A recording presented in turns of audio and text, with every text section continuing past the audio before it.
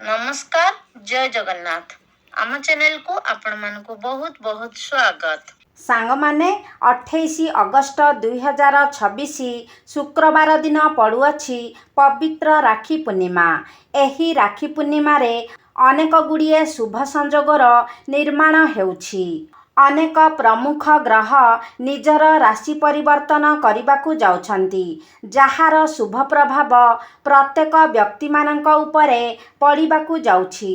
तेणु एभली एक शुभ संजोगरे आपण गाई को चुपचाप खुआई दियंतु। एही गोटिए जिनिस जीवनर सबु समस्या तुरंत पूर्ण हेब। आपणंकु माँ लक्ष्मी एवं भगवान विष्णुंकर विशेष कृपा प्राप्ति हेब एवं माँ लक्ष्मी कृपारु आपणंकर घर धन धान्य रे भरपूर होइजिब एवं आपणंकर समस्त मनस्कामना मध्य पूरा होइजिब। तेबे सांग माने भिडियोटी रे आगकू बढ़िबा पूर्वरु भिडियोटी को लाइक करी चैनल टी को सब्सक्राइब करी दियंतु एवं कमेंट बॉक्स रे श्रद्धा और भक्तिर सह जय माँ लक्ष्मी जय श्री विष्णु निश्चय लेखंतु। तेबे सांग माने आसंतु जानिबा गाईर सेवा किपरि करिबा उचित एवं केउं गाई को कौन खाइबाकू देबा द्वारा आपणक गृहरे धनर वृद्धि होइथाए। सांग माने शास्त्र रे गाई को गोमाता बोली वर्णना करा जाइछि एवं समस्त देवादेवी माने मध्य गोमातार पूजा करिथांती।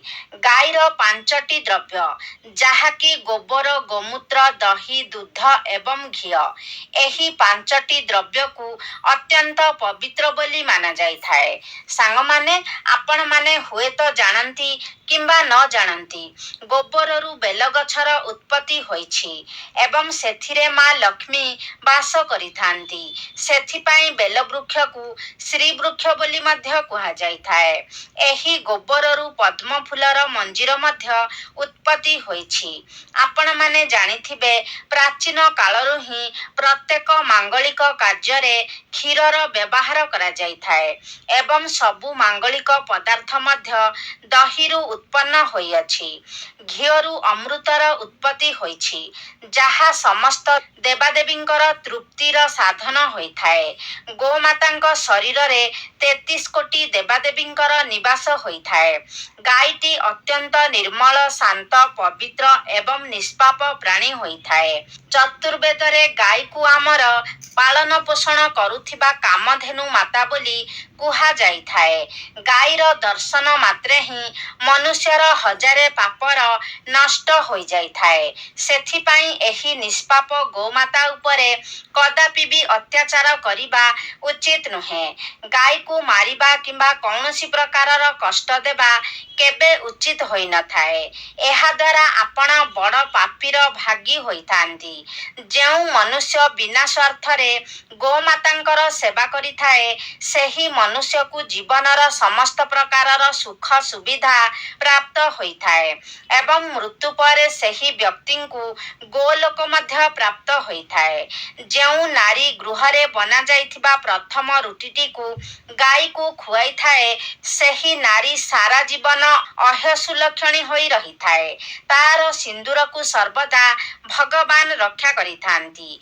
जेउ व्यक्ति गाई ठारू प्राप्त पंचद्रव्य को निज गृहरे सर्वदा रखिथाए सेही गृहरे दुख किंबा क्लेश केबे भी प्रवेश करि पारि न थाए एवं जेउ व्यक्ति प्रत्येक दिन गोमातांकर किछि ना किछि सेवा करिथाए सेही व्यक्ति अत्यंत पुण्यशाली होइथांती। शास्त्र रे गोमातांकु माँ लक्ष्मींकर स्वरूप बोली माना जाइथाए। सेथिपाई गोमातांकर पूजा करिबा द्वारा आपणंकर दरिद्रता दूर होइथाए। प्राचीन कालरू ही गोमातांकर सेवा करिबार परंपरा रही आसीअछि एवं प्राचीन काल रे मुनि ऋषि माने मध्य निजर कुटीर रे गोमातांकु रखी तांकर सेवा करुथिले। प्राचीन काल रे राजा महाराजा माने मध्य गोदान करुथिले कारण गोदान करिबा द्वारा अनेक जन्मर पाप नष्ट होई जाइथाए एवं मनुष्य को मोक्ष मध्य प्राप्त होइथाए। गोमातांकर दर्शन मध्य अत्यंत शुभ होइथाए। शास्त्र रे वर्णना रहिछि जे जदि आपण सकाळु उठी प्रथमे गोमातांकर दर्शन करंती तेबे आपणंक ଅନେକ ପୁଣ୍ୟ ପ୍ରାପ୍ତି ହୋଇଥାଏ। ଏବଂ ସକାଳୁ ଯଦି ଆପଣ ଗୋବରର ଦର୍ଶନ କରନ୍ତି ତେବେ ଆପଣଙ୍କୁ ଲକ୍ଷ୍ମୀ ପ୍ରାପ୍ତି ହୋଇଥାଏ। ଯଦି ଆପଣ କୌଣସି କାର୍ଯ୍ୟରେ ଯାଉଛନ୍ତି ଏବଂ ଗଲାବେଳେ ଆପଣଙ୍କୁ ବାଟରେ ଗୋମାତାଙ୍କର ଦର୍ଶନ ହେଉଛି କିମ୍ବା ଆପଣଙ୍କର ସାମ୍ନାରେ ଗୋମାତା ଚାଲି ଯାଉଛନ୍ତି ତେବେ ସେହି କାର୍ଯ୍ୟରେ ନିଶ୍ଚୟ ଭାବରେ ସଫଳତା ମିଳିଥାଏ। ଯଦି ଆପଣଙ୍କର କୁଣ୍ଡଳୀରେ ପିତୃଦୋଷ ରହିଥାଏ ତେବେ ଅନ୍ୟ ଉପାୟ ଗୁଡ଼ିକ ସହିତ ଆପଣ ଯଦି ପ୍ରତ୍ୟେକ ଦିନ ଗୋମାତାଙ୍କୁ ରୁଟି ଏବଂ କିଛି ଘାସ ଖାଇବାକୁ ଦିଅନ୍ତି ତେବେ ଆପଣଙ୍କ କୁଣ୍ଡଳୀ ପିତୃଦୋଷରୁ ମୁକ୍ତ ହୋଇଥାଏ ଏବଂ ଆପଣଙ୍କୁ ପିତୃ ଆଶୀର୍ବାଦ ପ୍ରାପ୍ତି ହୋଇଥାଏ। ଏବଂ ଯଦି ଆପଣଙ୍କର ଜାତକରେ ଶନି ଦୋଷ ଲାଗିଛି କିମ୍ବା ଆପଣଙ୍କର କୁଣ୍ଡଳୀରେ ଶନି ନୀଚ ସ୍ଥିତିରେ ରହିଛନ୍ତି ତେବେ ଆପଣ ପ୍ରତ୍ୟେକ ଶନିବାର ଦିନ କଳା ରଙ୍ଗର ଗାଈକୁ ରୁଟି ଏବଂ ଚାରା ଖାଇବାକୁ ଦିଅନ୍ତୁ। ଏହା ସହିତ ଗୋମାତାଙ୍କର ପୂଜା ମଧ୍ୟ କରନ୍ତୁ। ଏପରି କରିବା ଦ୍ୱାରା ଆପଣଙ୍କୁ ଶନି ଦୋଷରୁ ମୁକ୍ତି ମିଳିଥାଏ। ସାଙ୍ଗମାନେ, ଯଦି ଆପଣଙ୍କର କୁଣ୍ଡଳୀରେ ଶୁକ୍ର ଗ୍ରହଙ୍କର ସ୍ଥିତି ଦୁର୍ବଳ ରହିଥାଏ ତେବେ କୁଣ୍ଡଳୀରେ ଶୁକ୍ରଙ୍କର ସ୍ଥିତି ମଜବୁତ କରିବା ପାଇଁ ଆପଣ ପ୍ରତ୍ୟେକ ଦିନ ଧଳା ରଙ୍ଗର ଗାଈକୁ ସକାଳେ ପ୍ରସ୍ତୁତ ହୋଇଥିବା ରୁଟି ଖାଇବାକୁ ଦିଅନ୍ତୁ।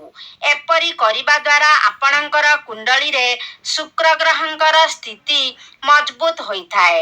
ଏବଂ ଯଦି ଆପଣଙ୍କର କୁଣ୍ଡଳୀରେ ବୁଧ ଗ୍ରହ ଖରାପ ସ୍ଥିତିରେ ରହିଛନ୍ତି କିମ୍ବା ଦୁର୍ବଳ ଅବସ୍ଥାରେ ରହିଛନ୍ତି ତେବେ ଆପଣ ପ୍ରତ୍ୟେକ ବୁଧବାର ଦିନ ଗୋମାତାଙ୍କୁ ସବୁଜ ଚାରା ଖାଇବାକୁ ଦିଅନ୍ତୁ। ଏପରି କରିବା ଦ୍ୱାରା ଆପଣଙ୍କର କୁଣ୍ଡଳୀରେ ବୁଧ ଗ୍ରହଙ୍କର ସ୍ଥିତି ଠିକ୍ ହୋଇଯାଇଥାଏ। ଯଦି ଆପଣଙ୍କର କୁଣ୍ଡଳୀରେ ମଙ୍ଗଳଙ୍କର ସ୍ଥିତି ଖରାପ ରହିଛି ଏବଂ ଏହି କାରଣରୁ ଆପଣଙ୍କୁ ଅନେକ ଗୁଡ଼ିଏ ସମସ୍ୟାର ସମ୍ମୁଖୀନ ହେବାକୁ ପଡ଼ୁଛି ତେବେ ଆପଣ ଲାଲ ରଙ୍ଗର ଗାଈର ସେବା କରନ୍ତୁ। ବିଶେଷ କରି ମଙ୍ଗଳବାର ଦିନ ବିଶେଷ ରୀତିରେ ଗୋଟେ ଲାଲ ରଙ୍ଗର ଗାଈର ଆପଣ ସେବା କରନ୍ତୁ ଏବଂ ମଙ୍ଗଳବାର ଦିନ ଆପଣ ଲାଲ ରଙ୍ଗର ଗାଈକୁ ଗୁଡ଼ ଏବଂ ଚଣା ଖାଇବାକୁ ଦିଅନ୍ତୁ। ଏପରି କରିବା ଦ୍ୱାରା ଆପଣଙ୍କର ଜାତକରେ ମଙ୍ଗଳଙ୍କର ସ୍ଥିତି ଠିକ୍ ହୋଇଯାଇଥାଏ ଏବଂ ମଙ୍ଗଳ ଆପଣଙ୍କୁ ଶୁଭ ଫଳ ପ୍ରଦାନ କରିଥାଏ। ତେବେ ଯଦି ଆପଣଙ୍କର କୁଣ୍ଡଳୀରେ ବୃହସ୍ପତିଙ୍କର ସ୍ଥିତି ଖରାପ ରହିଥାଏ ତେବେ ବୃହସ୍ପତିଙ୍କର ସ୍ଥିତିକୁ ଠିକ୍ କରିବା ପାଇଁ ଆପଣ ରୁଟି ଉପରେ ଗୁଡ଼ ଏବଂ ଚଣା ରଖି ଗାଈକୁ ଖୁଆନ୍ତୁ। ଏପରି କରିବା ଦ୍ୱାରା ଆପଣଙ୍କ କୁଣ୍ଡଳୀରେ ବୃହସ୍ପତିଙ୍କର ସ୍ଥିତି ଠିକ୍ ହୋଇଯାଇଥାଏ। ବୃହସ୍ପତିଙ୍କୁ ମାଙ୍ଗଳିକ ଗ୍ରହ ବୋଲି କୁହାଯାଏ। ବୃହସ୍ପତି ଆପଣଙ୍କ ଜୀବନରେ ସମସ୍ତ ପ୍ରକାରର ମାଙ୍ଗଳିକ କାର୍ଯ୍ୟ ଉପରେ ପ୍ରଭାବ ପକାଇଥାନ୍ତି। ତେଣୁ ଆପଣଙ୍କ ଜୀବନରେ ଯେଉଁ ବି ସବୁ ଶୁଭ ଘଟଣା ଘଟିତ ହୋଇଥାଏ କିମ୍ବା ଆପଣଙ୍କ ସନ୍ତାନମାନଙ୍କର ସହିତ ଜଡ଼ିତ ପ୍ରତ୍ୟେକ ଘଟଣା ଆପଣଙ୍କର ବୃହସ୍ପତିଙ୍କର ସ୍ଥିତି ଉପରେ ନିର୍ଭର କରିଥାଏ। ତେଣୁ ବୃହସ୍ପତି କୁଣ୍ଡଳୀରେ ଭଲ ସ୍ଥିତିରେ ରହିବା ଆପଣଙ୍କ ଜୀବନ ପାଇଁ ଅତ୍ୟନ୍ତ ଗୁରୁତ୍ୱପୂର୍ଣ୍ଣ ହୋଇଥାଏ। ସାଙ୍ଗମାନେ, ଯଦି ଆପଣଙ୍କ ଗୃହରେ ସଦାସର୍ବଦା ଅଶାନ୍ତି ଲାଗି ରହୁଛି ତେବେ ଆପଣ ନିଜ ଘର ଭିତରେ ଗୋବରର ଘଷି ଜଳାଇବା ଉଚିତ ଏବଂ ସେହି ଘଷିର ଧୂଆଁକୁ ଆପଣ ଆପଣଙ୍କ ଘରର ପ୍ରତ୍ୟେକ ରୁମ୍ରେ ବୁଲାଇ ଆଣନ୍ତୁ। ଏହାଦ୍ୱାରା ଆପଣଙ୍କ ଘରର ସମସ୍ତ ନକାରାତ୍ମକ ଉର୍ଜା ଗୁଡ଼ିକ ନଷ୍ଟ ହୋଇଯାଇଥାଏ ଏବଂ ସକାରାତ୍ମକ ଉର୍ଜାର ସଞ୍ଚାର ହୋଇଥାଏ। ଗାଈର ଦୁଧ, ଦହି, ଘିଅ, ଗୋବର ଏବଂ ଗୋମୂତ୍ର ଏହି ପାଞ୍ଚଟି ଦ୍ରବ୍ୟର ମିଶ୍ରଣରେ ପଞ୍ଚଦ୍ରବ୍ୟ ବନାଯାଏ। ଏହାକୁ ପଞ୍ଚଗବ୍ୟ ବୋଲି ମଧ୍ୟ କୁହାଯାଇଥାଏ ଏବଂ ଏହା ପାପନାଶକ ହୋଇଥାଏ।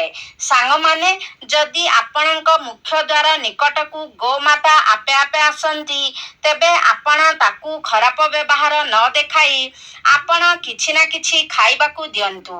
ବିଶେଷ କରି ଆପଣ ଯଦି ପାରୁଛନ୍ତି ଗୋମାତାଙ୍କୁ ରୁଟି ଖୁଆନ୍ତୁ। ଏପରି କରିବା ଦ୍ୱାରା ଆପଣଙ୍କୁ ସୌଭାଗ୍ୟ ପ୍ରାପ୍ତି ହୋଇଥାଏ। କିନ୍ତୁ ଭୁଲରେ ମଧ୍ୟ ଆପଣ ଗାଈକୁ ଖରାପ ବ୍ୟବହାର ଦେଖାଇ ଘଉଡ଼ାଇ ଦିଅନ୍ତୁ ନାହିଁ।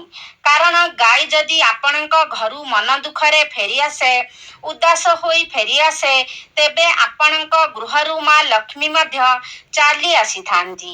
ଆପଣଙ୍କ ଗୃହକୁ ମା ଲକ୍ଷ୍ମୀ ପରିତ୍ୟାଗ କରିଦେଇଥାନ୍ତି। ପ୍ରତ୍ୟେକ ଦିନ ଘରର ନାରୀମାନେ ଗାଈ ପାଇଁ ଏକ ରୁଟି ବନାଇବା ଉଚିତ ଏବଂ ସେହି ରୁଟିଟିକୁ ଶ୍ରଦ୍ଧାପୂର୍ବକ ଗାଈକୁ ଖାଇବାକୁ ଦେବା ଉଚିତ। ଏହାଦ୍ୱାରା ଆପଣଙ୍କୁ ଗୋମାତାଙ୍କର ଆଶୀର୍ବାଦ ପ୍ରାପ୍ତି ହୋଇଥାଏ ଏବଂ ଆପଣଙ୍କର ମନସ୍କାମନା ମଧ୍ୟ ପୂରା ହୋଇଥାଏ। ମାତ୍ର କିଛି ଲୋକ ଗୋମାତାଙ୍କୁ ବାସି ଖାଦ୍ୟ, ଖରାପ ହୋଇଯାଇଥିବା ଖାଦ୍ୟ ଏବଂ ଅଇଁଠା ଖାଦ୍ୟ ମଧ୍ୟ ଖୁଆଇ ଦେଇଥାନ୍ତି। ଏହାକୁ ଶାସ୍ତ୍ରରେ ମହାପାପ ବୋଲି ବର୍ଣ୍ଣନା କରାଯାଇଛି। ଏହି ସବୁ ଖାଦ୍ୟଗୁଡ଼ିକୁ ଆପଣ ଅନ୍ୟ ପ୍ରାଣୀଙ୍କୁ ଖାଇବାକୁ ଦେଇପାରିବେ, ମାତ୍ର ଗୋମାତାଙ୍କୁ କେବେ ବି ଖରାପ ହୋଇଯାଇଥିବା ଖାଦ୍ୟ କିମ୍ବା ଅଇଁଠା ଖାଦ୍ୟ ଖୁଆଇବା ଉଚିତ ନୁହେଁ। ଯେହେତୁ ଗାଈକୁ ଗୋମାତା ବୋଲି ମାନାଯାଇଥାଏ ଏବଂ ଗୋମାତାଙ୍କର ଶରୀରରେ 33 କୋଟି ଦେବାଦେବୀଙ୍କର ବାସ ହୋଇଥାଏ, ତେଣୁ ଗାଈକୁ ଏପରି ଖାଦ୍ୟ ଦେବାର ଅର୍ଥ 33 କୋଟି ଦେବାଦେବୀଙ୍କର ଅପମାନ କରିବା ସହିତ ସମାନ ହୋଇଥାଏ। ଆପଣ ଦେଇଥିବା ସେହି ଖରାପ ଖାଦ୍ୟକୁ ଗୋମାତା ଭୋକ କାରଣରୁ ଗ୍ରହଣ ତ କରିଥାନ୍ତି, ମାତ୍ର ଖାଦ୍ୟ ଦେଇଥିବା ବ୍ୟକ୍ତିଙ୍କ ଉପରେ ସେହି ପାପ ଲାଗିଥାଏ। ଗାଈ ଏକ ଶାକାହାରୀ ଏବଂ ପୁଣ୍ୟାତ୍ମା ପ୍ରାଣୀ ଅଟେ, ତେଣୁ ଗାଈର ଖାଦ୍ୟରେ କେବେ ବି ଆମିଷ ଦିଅନ୍ତୁ ନାହିଁ। ଆପଣ ଯଦି ଏମିତି କାର୍ଯ୍ୟ କରିଥାନ୍ତି, ତେବେ ଆପଣଙ୍କୁ ମହାପାପର ଭାଗୀ ହେବାକୁ ପଡ଼ିଥାଏ। ସାଙ୍ଗମାନେ, ଯଦି ଆପଣଙ୍କର କୁଣ୍ଡଳୀରେ ଚନ୍ଦ୍ର ଦୋଷ ଲାଗିଛି ଏବଂ ଯେଉଁ କାରଣରୁ ଆପଣ ଅନେକ ଗୁଡ଼ିଏ ସମସ୍ୟାର ସମ୍ମୁଖୀନ ହେଉଛନ୍ତି, ତେବେ ରୁଟି ଉପରେ ଧଳା ଲହୁଣୀ, ଘିଅ ଏବଂ କିଛି ଲୁଣ ଲଗାଇ ଆପଣ ଗୋମାତାଙ୍କୁ ଖାଇବାକୁ ଦିଅନ୍ତୁ। ଏବଂ ଯଦି ଜାତକରେ ଶନି ଦୋଷ ଲାଗିଛି, ତେବେ ଅଟାରେ କିଛି କଳା ରାଶି ମିଶାଇ ସେହି ଅଟାରେ ଆପଣ ରୁଟି ବନାନ୍ତୁ ଏବଂ ସେହି ରୁଟିକୁ ଆପଣ ଗୋମାତାଙ୍କୁ ଖୁଆଇ ଦିଅନ୍ତୁ। ଏପରି କରିବା ଦ୍ୱାରା ଆପଣଙ୍କୁ ଶନି ଦୋଷରୁ ମୁକ୍ତି ମିଳିଥାଏ। ଯଦି ଆପଣଙ୍କ ଗୃହରେ ଆର୍ଥିକ ସଙ୍କଟ ଦେଖାଦେଉଛି, ଧନଜନିତ ସମସ୍ୟା ଦେଖାଦେଉଛି, ତେବେ ଗୁରୁବାର ଦିନ ଆପଣ ଗାଈକୁ କଦଳୀ ଖୁଆଇବା ଶୁଭ ହୋଇଥାଏ। ଏହାଦ୍ୱାରା ଆପଣଙ୍କର ଧନଜନିତ ସମସ୍ୟା ଦୂର ହୋଇଯାଇଥାଏ। ଗୋମାତାଙ୍କର ପିଠିରେ ଯେଉଁ କୁବଡ଼ ରହିଥାଏ, ସେଥିରେ ସୂର୍ଯ୍ୟକେତୁ ନାଡ଼ି ରହିଥାଏ ଏବଂ ଯଦି ଆପଣଙ୍କ ଗୃହକୁ ଆପଣଙ୍କର ମୁଖ୍ୟ ଦ୍ୱାର ନିକଟକୁ ଗୋମାତା ଆସିଥାନ୍ତି, ତେବେ ତାଙ୍କର ସେହି କୁବଡ଼କୁ ଆପଣ ନିଶ୍ଚୟ ରୂପରେ ସ୍ପର୍ଶ କରନ୍ତୁ। କାରଣ ଏପରି କରିବା ଦ୍ୱାରା ଆପଣଙ୍କୁ ଅନେକ ଗୁଡ଼ିଏ ରୋଗରୁ ମୁକ୍ତି ମିଳିଥାଏ। ଶାସ୍ତ୍ରରେ ବର୍ଣ୍ଣନା କରାଯାଇଛି, ଯେଉଁ ବ୍ୟକ୍ତି ନିଃସ୍ୱାର୍ଥପର ଏବଂ ଶ୍ରଦ୍ଧାଭାବ ନେଇ ଗୋମାତାଙ୍କୁ ସେବା କରିଥାଏ, ସେହି ବ୍ୟକ୍ତି ମୃତ୍ୟୁ ପରେ ଗୋମାତାଙ୍କର ଲାଞ୍ଜକୁ ଧରି ବୈତରଣୀ ନଦୀ ପାର କରି କରି ଯାଇଥାଏ। ସେହି ବ୍ୟକ୍ତିଙ୍କର କେବେ ବି ଅକାଳ ମୃତ୍ୟୁ ହୋଇନଥାଏ ଏବଂ ସେହି ବ୍ୟକ୍ତିଙ୍କୁ ସୌଭାଗ୍ୟ ପ୍ରାପ୍ତି ହୋଇଥାଏ। ଯଦି ଆପଣଙ୍କୁ ଦୁର୍ଭାଗ୍ୟ ପିଛା ଛାଡ଼ୁନାହିଁ, ସର୍ବଦା ପ୍ରତ୍ୟେକ କାର୍ଯ୍ୟରେ ଆପଣଙ୍କୁ ବିଫଳତା ହିଁ ହାତ ଲାଗୁଛି, ତ ଆପଣ ହାତରେ ଗୁଡ଼ ରଖି ଗୋମାତାଙ୍କୁ ଚଟାନ୍ତୁ। ଏପରି କରିବା ଦ୍ୱାରା ଆପଣଙ୍କର ଶୋଇ ରହିଥିବା ଭାଗ୍ୟ ଜାଗ୍ରତ ହୋଇଥାଏ ଏବଂ ଆପଣଙ୍କୁ ପ୍ରତ୍ୟେକ କାର୍ଯ୍ୟରେ ଆପଣଙ୍କ ଭାଗ୍ୟର ସାଥ ମିଳିଥାଏ। ଆପଣ ଯଦି ଗୋମାତାଙ୍କୁ ରାଶି ଲଡୁ କିମ୍ବା ରାଶିରେ ପ୍ରସ୍ତୁତ କୌଣସି ବି ଦ୍ରବ୍ୟ ଖାଇବାକୁ ଦିଅନ୍ତି, ତେବେ ଆପଣଙ୍କୁ ଅଖଣ୍ଡ ସୌଭାଗ୍ୟ ପ୍ରାପ୍ତି ହୋଇଥାଏ। ତେବେ ସାଙ୍ଗମାନେ, ଏହି ପବିତ୍ର ପୂର୍ଣ୍ଣିମା ଦିନ ଆପଣ ଗୋମାତାଙ୍କୁ ଏହି ଜିନିଷ ଗୁଡ଼ିକ ମଧ୍ୟରୁ ଯେକୌଣସି ଗୋଟିଏ ଜିନିଷ ଖୁଆଇ ଦିଅନ୍ତୁ। ନିଶ୍ଚୟ ଭାବରେ ଆପଣଙ୍କର ସମସ୍ତ ମନସ୍କାମନା ପୂର୍ଣ୍ଣ ହୋଇଯିବ। ତ ସାଙ୍ଗମାନେ, ଆଶା କରୁଛି ଆଜିର ଭିଡ଼ିଓଟି ଆପଣମାନଙ୍କୁ ନିଶ୍ଚିତ ଭାବରେ ଭଲ ଲାଗିଥିବ। ଯଦି ଭଲ ଲାଗିଛି ତାହେଲେ ଲାଇକ୍ କରନ୍ତୁ, ସେୟାର କରନ୍ତୁ। ଆମ ଚ୍ୟାନେଲକୁ ଯଦି ସବସ୍କ୍ରାଇବ୍ କରିନାହାନ୍ତି, ତାହେଲେ ସବସ୍କ୍ରାଇବ୍ କରିଦିଅନ୍ତୁ ଏବଂ କମେଣ୍ଟ ବକ୍ସରେ ଜୟ ମା ଲକ୍ଷ୍ମୀ ନିଶ୍ଚୟ ଲେଖନ୍ତୁ।